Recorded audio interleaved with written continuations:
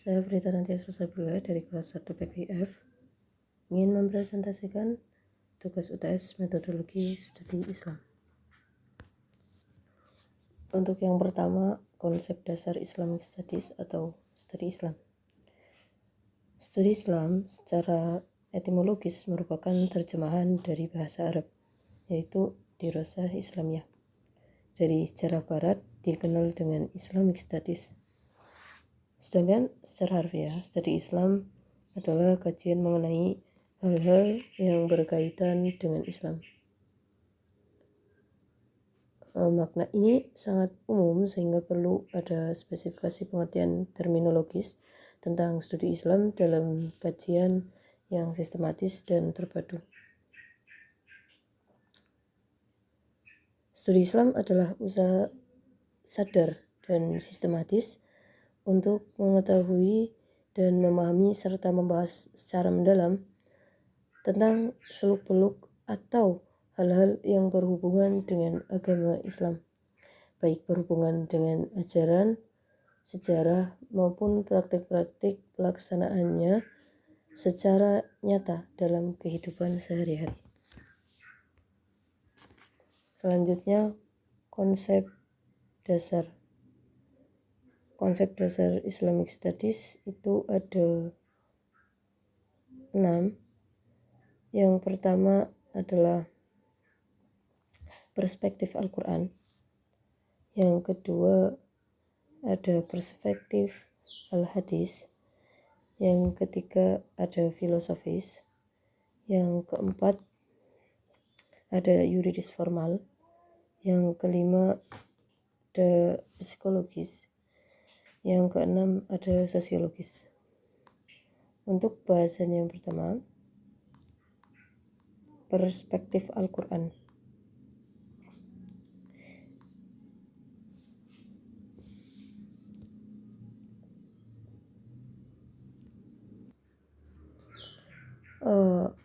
Al-Quran, Allah pertama kali mewahyukan ayat tentang dasar pendidikan dalam surat Al-Alaq, itu surat ke-96 ayat 1-5, dengan perintah membaca dan memberi informasi bahwa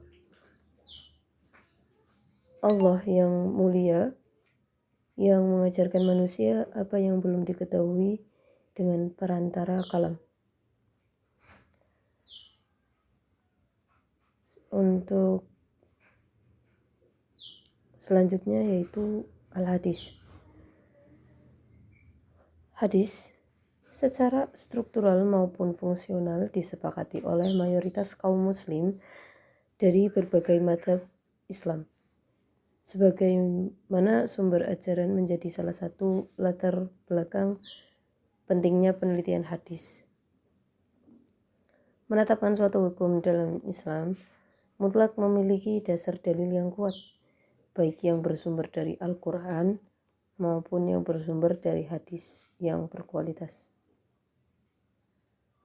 Ini ada beberapa hadis yang menunjukkan nilai-nilai dasar pendidikan Islam. Di antaranya yang pertama, hadis yang diriwayatkan Ibnu Majah. Itu menuntut ilmu wajib atas setiap muslim. Hadis riwayat Ibnu Majah. Atau ada lagi contoh seperti ini. Wahai Abi Dzar, kamu pergi mengajarkan ayat dari kitabullah lebih baik bagimu daripada sholat sunnah 100 rakaat dan pergi mengajarkan satu bab ilmu pengetahuan baik dilaksanakan atau tidak. Itu lebih baik daripada sholat 1000 rakaat. Hadis riwayat Ibnu Majah. Itu contoh dari hadis yang diriwayatkan Ibnu Majah. Contoh ada lagi yang diriwayatkan oleh Imam Muslim yang bunyinya, barang siapa merintis jalan mencari ilmu, maka Allah akan memudahkan baginya jalan ke surga. Hadis riwayat Muslim. Dari beberapa contoh hadis di atas menggambarkan bahwa pada dasarnya seorang muslim dan muslimat diperintahkan untuk menyelenggarakan pendidikan dan dijelaskan berupa manfaat mengajarkan ilmu pengetahuan kepada orang lain. Di samping itu digambarkan berita gembira bagi yang mengajar atau menuntut ilmu, juga ada ancaman bagi yang tidak mengajarkan ilmunya. Untuk yang ketiga, filosofis. Filosofis itu berpikir adalah kata kunci dari seorang yang berfilsafat. Ungkapan bahwa ketika manusia berpikir, maka itulah manusia ada. Berfilsafat bukan hanya kegiatan seorang filsuf saja, tetapi juga merupakan salah satu ciri kemanusiaan. Filsafat sendiri adalah refleksi rasional atas seluruh keadaan untuk mencapai hakikat dan memperoleh hikmah. Filsafat sendiri berasal dari bahasa Yunani, yaitu filosofia, yang didefinisikan oleh para ahli filsafat dengan cinta akan hikmah. Seorang filosofos adalah seorang pecinta kebijaksanaan. Membahas tentang pendekatan filsafat tidak akan lepas dari 3 pokok dasar sumber pemikiran yang akan menjadi titik sumber tinjauan dalam segala objek yang dikaji, yaitu ontologi, epistemologi, dan aksiologi. Unsur-unsur esensial pendidikan Islam menurut Aminuddin Rosyad adalah agama Islam sebagai materi, manusia yang dididik atau homo educandum, terus dan yang mendidik atau homo educandus.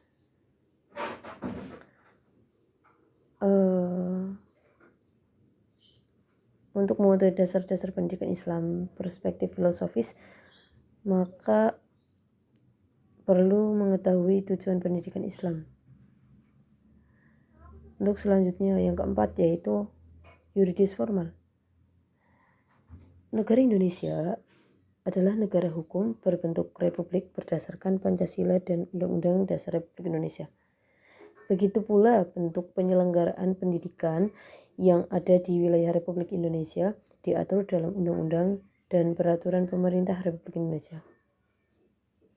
Nah, oleh karena itu pendidikan nasional harus didasarkan Pancasila dan Undang-Undang Dasar Republik Indonesia. Pendidikan nasional berfungsi mengembangkan kemampuan dan membentuk watak serta peradaban bangsa yang bermartabat dalam rangka mencerdaskan kehidupan bangsa. Nah, tujuan pendidikan nasional adalah untuk mengembangkan potensi peserta didik agar menjadi manusia yang beriman dan bertakwa kepada Tuhan Yang Maha Esa, berakhlak mulia, sehat, berilmu, cakap, kreatif, mandiri, dan menjadi warga negara yang demokratis serta bertanggung jawab. Nah, untuk selanjutnya yang kelima, yaitu psikologis. Psikologis secara literal, psikologi sering diterjemahkan menjadi ilmu jiwa, yang berarti yaitu kata psyche yang berarti jiwa atau roh, dan logos yang berarti ilmu. Sebenarnya terjemahan tersebut bukan kurang tepat, tapi karena bertitik tolak dari pandangan dualisme, manusia yang menganggap manusia itu terdiri dari 2 bagian, jasmani dan rohani. Psikologi adalah ilmu yang ingin mempelajari manusia sebagai suatu kesatuan yang utuh antara jasmani dan rohani. Apa yang hendak diselidiki oleh psikologi ialah segala sesuatu yang dapat memberikan jawaban tentang apa yang mendorongnya berbuat, apa maksud dan tujuan ia berbuat demikian. Secara singkat dapat dikatakan bahwa psikologi adalah ilmu yang mempelajari tingkah laku manusia. Psikologi memandang bahwa pendidikan merupakan sesuatu yang mendasar dalam kehidupan manusia. Dengan pendidikan manusia dapat berkembang dan sebaliknya. Tanpa belajar, manusia tidak dapat berkembang. Berdasarkan pada kepentingan dan perkembangan manusia, maka para ahli mengembangkan suatu disiplin ilmu, yaitu psikologi pendidikan, yang lebih mengonsentrasikan objeknya pada pendidikan. Oke, di sini juga dijelaskan ada ruang lingkup pendidikan perspektif psikologi. Yang pertama, sejauh mana faktor-faktor pembawaan dan lingkungan berpengaruh terhadap belajar. Kedua, sifat-sifat dari proses belajar. Yang ketiga, hubungan antara tingkat kematangan dengan kesiapan belajar. Keempat, signifikasi pendidikan terhadap perbedaan individual dalam kecepatan dan keterbatasan belajar. Oke, yang kelima, perubahan-perubahan jiwa yang terjadi selama dalam belajar. Keenam, hubungan antara prosedur mengajar dengan hasil belajar. Dan masih banyak lagi. Dan untuk yang terakhir yaitu sosiologis. Sosiologi lahir pada abad ke-19 di Eropa yang menjadikan masyarakat sebagai objek ilmu pengetahuan. Sosiologi sebagai ilmu empiris yang otonom dapat lahir karena terlepas dari pengaruh filsafat. Nama sosiologi pertama kali digunakan oleh Auguste Comte pada 1719-1897 pada tahun 1839. Sosiologi merupakan ilmu pengetahuan positif yang mempelajari masyarakat. Sosiologi mempelajari berbagai tindakan sosial yang menjelma dalam realitas sosial. Tindakan manusia pada hakikatnya hampir seluruhnya bersifat sosial, yakni dipelajari dalam interaksi dengan manusia lainnya. Bahkan hampir suatu yang kita pelajari merupakan hasil hubungan kita dengan orang lain di rumah, sekolah, madrasah, pesantren, tempat permainan, dan lain sebagainya. Pandangan sosiologis terhadap pendidikan Islam merupakan sebuah kegiatan yang mengandung proses interaksi antara dua individu atau lebih dan bahkan dua generasi yang memiliki peluang untuk mengembangkan diri. Seperti itu.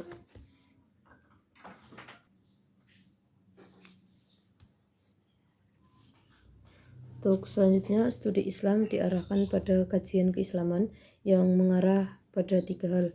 Yang pertama, Islam yang bermuara pada ketundukan atau berserah diri. Yang kedua, dapat dimaknai yang mengarah pada keselamatan dunia dan akhirat. Yang ketiga yaitu Islam bermuara pada kedamaian. Selanjutnya, tujuan studi Islam. Yang pertama, untuk mempelajari secara mendalam tentang apa sebenarnya hakikat agama Islam. Yang kedua, mendalami pokok-pokok isi ajaran agama Islam yang asli dan bagaimana penjabaran dan operasionalisasinya. Yang ketiga, mendalami secara dalam sumber dasar ajaran agama Islam yang tetap abadi dan dinamis. Dan untuk yang keempat yaitu untuk mempelajari secara mendalam tentang prinsip-prinsip serta ajaran Islam.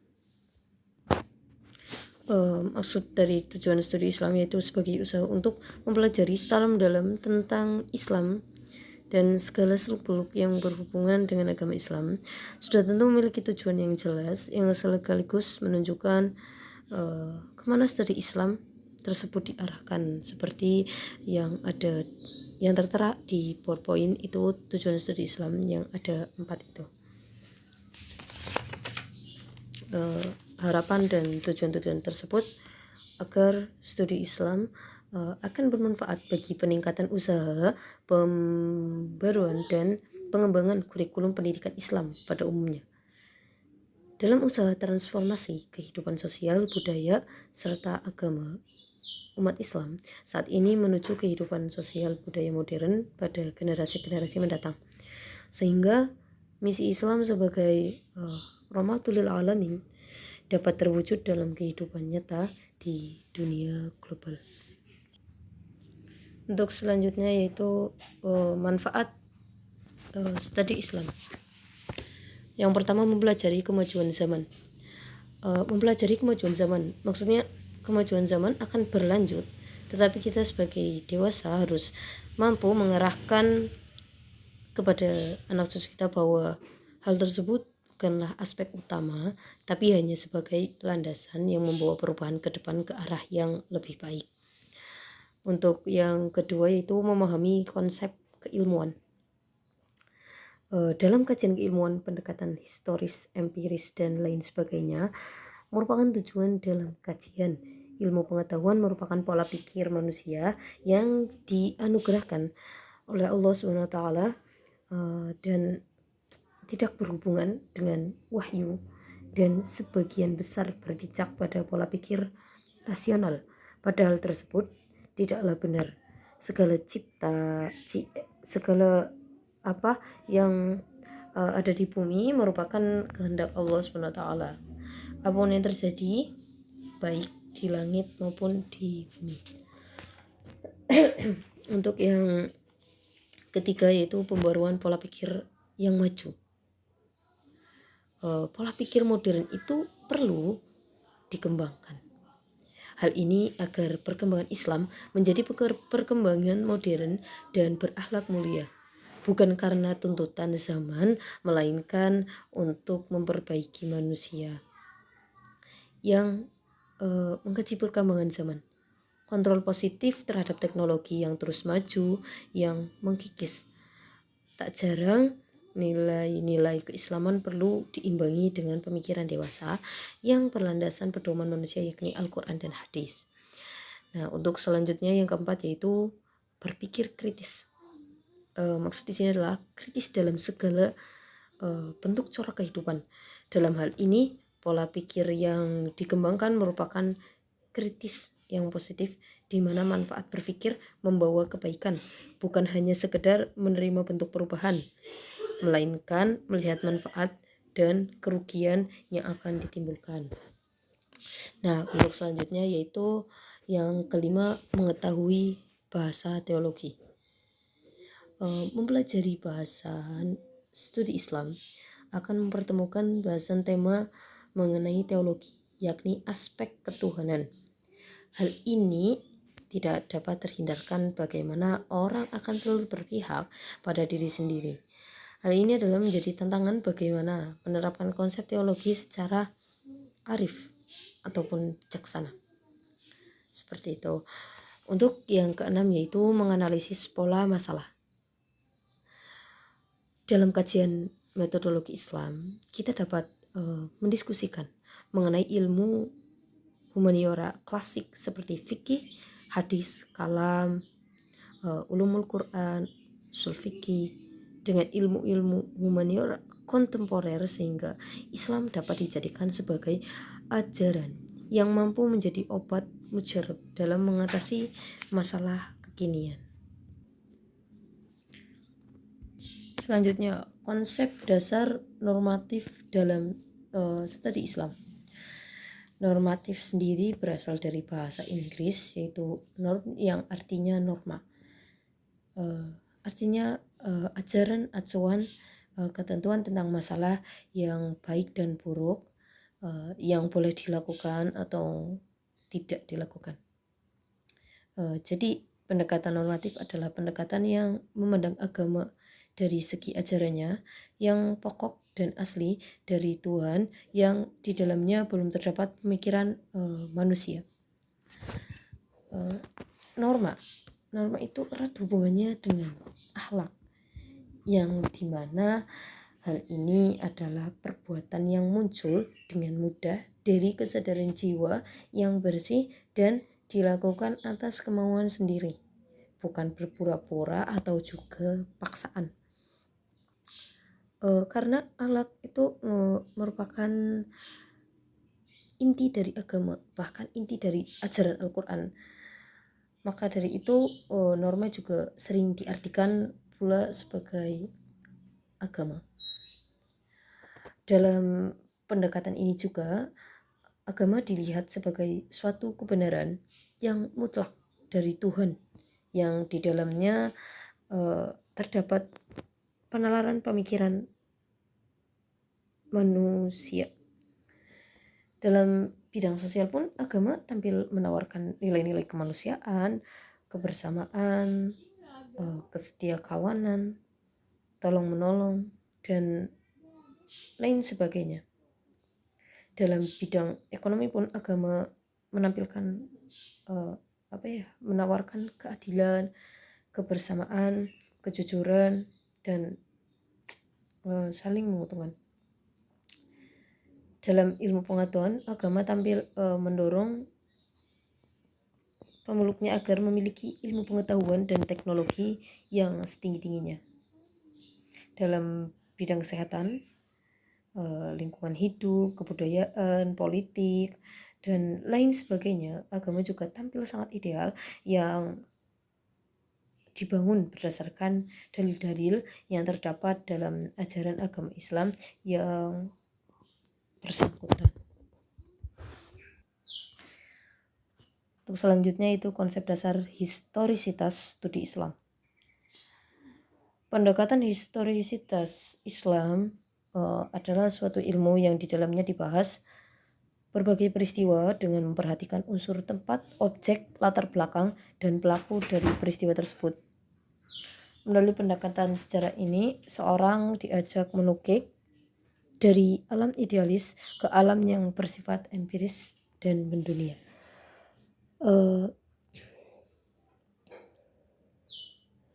Menurut ilmu ini, segala peristiwa dapat dilacak dengan melihat kapan peristiwa itu terjadi, di mana, apa sebabnya, siapa yang terlibat dalam peristiwa tersebut. Di sini juga dijelaskan, sedangkan menurut The World Book Encyclopedia International, historis memiliki makna history is the study of the human past.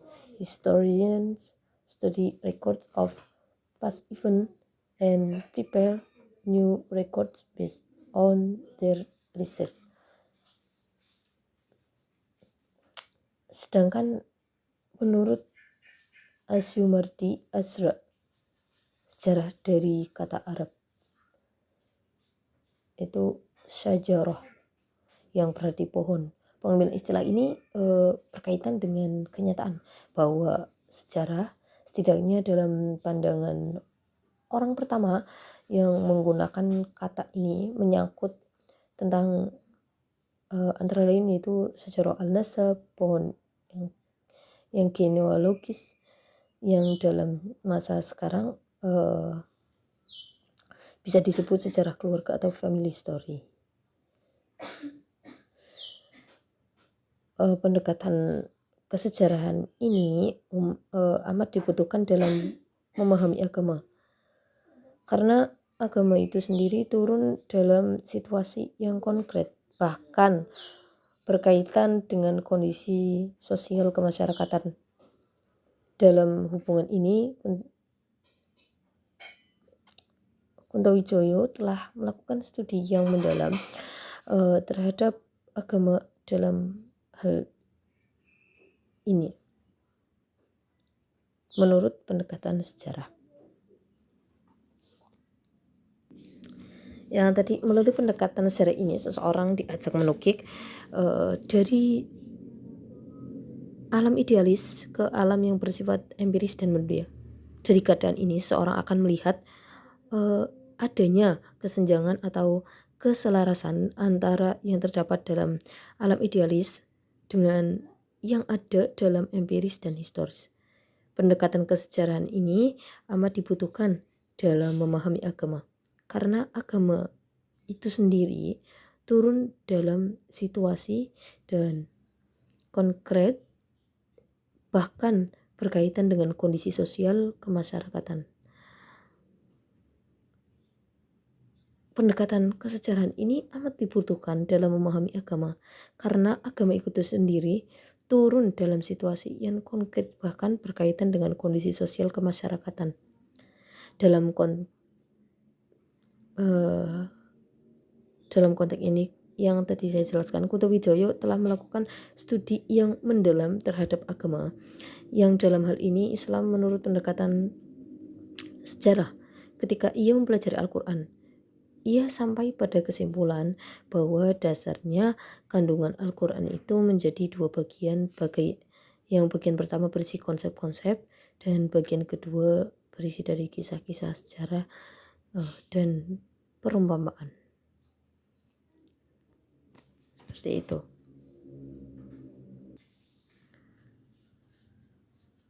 Ini adalah referensi yang saya ambil. Ada 3, yaitu buku metode studi Islam, terus metodologi studi Islam. Metodologi studi Islam itu yang dari Ahmad Syarifuddin sama Nur Hasanah Bahtiar. Sama satunya itu Dr. Faisal Ananda Arfa, dan mengambil dari satu jurnal. Demikian yang dapat saya sampaikan. Kurang lebih mohon maaf.